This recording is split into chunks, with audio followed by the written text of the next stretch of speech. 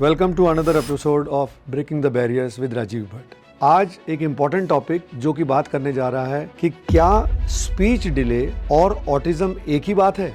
अगर बच्चे का स्पीच डिले है तो क्या उसको हम ऑटिज्म से रिलेट कर सकते हैं। So let me uncover this. अगर आपका बच्चा आपके बोलने पर उस अपना नाम पे रिस्पॉन्स नहीं कर रहा है, चीज़ों की तरफ पॉइंट आउट नहीं कर रहा है और सोशलाइज नहीं कर रहा है, ये कुछ रीजंस हो सकते हैं जहां पर कि आप ऑटिज्म से रिलेटेड बच्चे को कुछ महसूस करें। अगर बच्चा सोशल सेटिंग्स में खेल रहा है बच्चों के साथ, अगर उसको आप फुटबॉल खेलने को बोलो तो वो आराम से खेल पाता है। अगर आप बोलो कि मेरे को बैट बॉल लाके दे दे, लाके दे रहा है। क्लास में भेज रहे हैं, टीचर कह रही है बोर्ड से कॉपी करो, बोर्ड से कॉपी कर रहा है। ये बच्चा अब सिर्फ बोल नहीं पा रहा, अदरवाइज सोशल नॉर्म्स के अंदर जो कुछ करने की जरूरत थी उसको ये समझ पा रहा है। इस बच्चे को सिर्फ स्पीच डिले है, इसे ऑटिज्म नहीं है।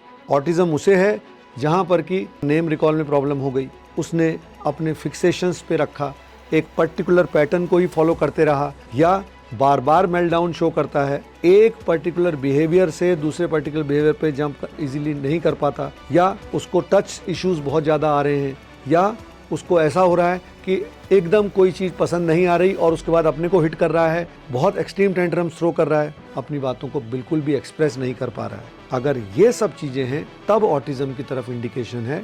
उससे पहले अगर बच्चा आपका सोशल सेटिंग में अच्छा है, अपनी बातों को एक्सप्रेस कर पाता है, उसकी सारी एग्जीक्यूटिव फंक्शनिंग अच्छी है, सिर्फ वो बोल नहीं पा रहा है या उसकी लैंग्वेज डेवलप नहीं हो पा रही है, वो स्पीच डिले का केस है, उस केस में उसको ऑटिज्म बिल्कुल भी नहीं है।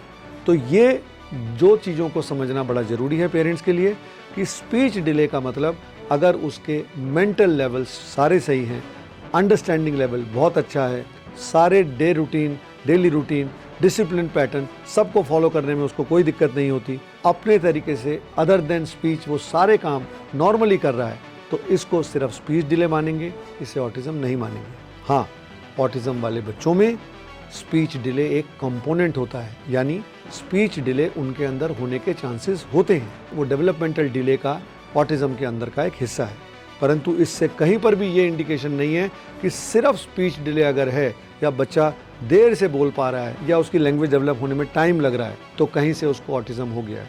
ऑटिज्म के लिए कोई ऐसा पैरामीटर नहीं है कि सिर्फ स्पीच डिले हो गई तो आप ऑटिज्म मान लें। ऑटिज्म के लिए लंबे टेस्ट हैं जिनको एक आपका developmental paediatrician along with clinical psychologist करता है, और उसमें 2 टेस्ट में आपको नाम बता दूं, ईसा एंड कार्स।